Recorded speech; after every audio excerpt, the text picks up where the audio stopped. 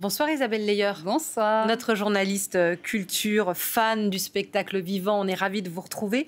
Et bonsoir Catherine Jacob. Bonsoir. Quel plaisir et quel honneur de vous recevoir sur les modestes planches du 23h. Vous sortez du théâtre Hebertot, c'est bien ça? Hebertot, oui. Hebertot, pardon, où vous campiez la célèbre Baronne du Verger. Oui, voilà. C'est une pièce qui dure 1h45, qui commence à 21h. Donc voilà, on est arrivé et on est dans les temps, on est content. L'adrénaline retombe un petit peu ou on est encore bien boosté? Ça va se calmer dans une demi-heure. Ouais. Merci d'être avec nous d'autant plus. Alors, le fil à la patte, on a l'impression de tous le connaître. Moi, en préparant cette interview, je me suis rendu compte que pas du tout, qu'il y avait plein de choses que je ne connaissais pas. Vous nous, on va pas faire d'anglicisme, vous nous résumez, vous nous racontez un peu le nœud gordien de ce fil à la patte? Oui, en quelques mots, c'est l'histoire de Monsieur Boisdanguien, qui est un homme de bonne famille, qui est très, très fêteur. Et le problème, c'est qu'il n'a plus d'argent. Donc, il va essayer de se débarrasser de sa maîtresse, qu'il aime, pour faire un mariage d'argent avec une riche héritière qui est la fille de la baronne, qui n'est autre que Catherine Jacob. Évidemment, ça va pas être aussi simple que ça. C'est un vrai vaudeville avec les portes qui claquent, les répliques qui fusent, des personnages hauts en couleur, dont évidemment notre fameuse baronne. Et on regarde, et puis après on en discute avec Catherine Jacob, qui est notre invitée culture ce soir. Oh, je t'adore. Je sais pas du tout comment je vais lui annoncer ça. Et la belle maman, alors? Mais qu'est-ce qu'ils ont tous après toi? Je ne sais pas, je me le demande. Et la bracelette qu'elle va belle. Là, c'est évident. Ça va exploser. Oh, belle maman. Le fil à la face, c'est bon, allez, on Bisous. Et on en rit déjà. Catherine Jacob, c'est un cadeau. Un rôle comme celui-là, c'est un défi aussi, c'est les deux, c'est du plaisir. Oui. Enfin, c'est aussi une reprise. On l'avait joué il y a quelques temps, d'abord au Cadeau CADO à Orléans, qui est le théâtre que dirige le metteur en scène Christophe Lidon. Et après, on l'a repris au théâtre Montparnasse, avec un grand regret de ne plus voir Madame de Colombie, qui nous a quittés il y a 1 an. Et voilà. Et on a commencé cette reprise au théâtre Hebertot le 5 avril, jusqu'à fin juin. C'est vrai que ce personnage, il vous colle à la peau. Et ce qui est dingue, c'est un mot... J'espère qu'il ne me collera pas trop, mais c'est bien. Mais vous savez, j'aime assez l'idée... Moi, je trouve ça assez moderne, parce que, en réalité, bon, évidemment, c'est un fêtard, c'est un playboy, qui va se conduire assez mal, parce qu'entre l'amour et l'argent, il va choisir l'argent, quoi. Bon. Mais l'argent, c'est moi, ma baronne du Verger, donc c'est elle qui a le pouvoir. C'est pas mal. Et la petite jeune première, elle n'est pas si ingénue que ça. Elle aime les bad boys et voilà. Donc elle va le trouver beaucoup plus charmant qu'elle ne le pensait au début. Et donc Feydeau, il a écrit cette pièce, il avait 32 ans, c'était en 1894. Et en fait, Feydeau aussi était un homme de bonne famille qui aussi adorait faire la fête. Est-ce que c'est pas lui-même ou ses amis qu'il caricature? Oui, je pense qu'il aimait pas tellement la vie de famille. Hein. Il aimait bien... Enfin bon, il a vécu 20 ans à l'hôtel. À un moment donné, il a lâché tout le monde. Il est mort très jeune, hein, 58 ans, syphilitique. Bon.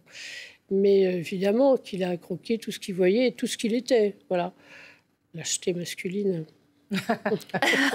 Et c'est aussi un condensé, on a vu le rythme, la musique. Alors je crois que c'est adapté, enfin c'est transposé dans les années 50. Oui, mais c'est une histoire de décor et de costumes, les costumes de Chouchan, mais en réalité, vous savez, c'est une pièce où il y a une noce, donc il supposerait quand même 20 acteurs de plus, donc il y a une vidéo très importante, on joue avec ça. Mais ce que je veux dire, c'est que ça, on parlait du spectacle vivant tout à l'heure avec Isabelle, vous avez vu l'actualité ce soir, c'est que ça fait, on a besoin quoi du théâtre, de spectacle, ça fait du bien, ça vous porte encore plus de se dire que voilà, les gens qui viennent vous voir, ils rient, ils s'évadent et... Je n'ai pas la prétention de rendre service, mais...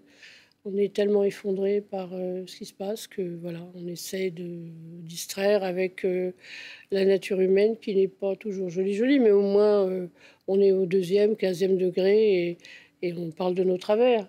Mais c'est vrai que l'actualité nous nos terrasses.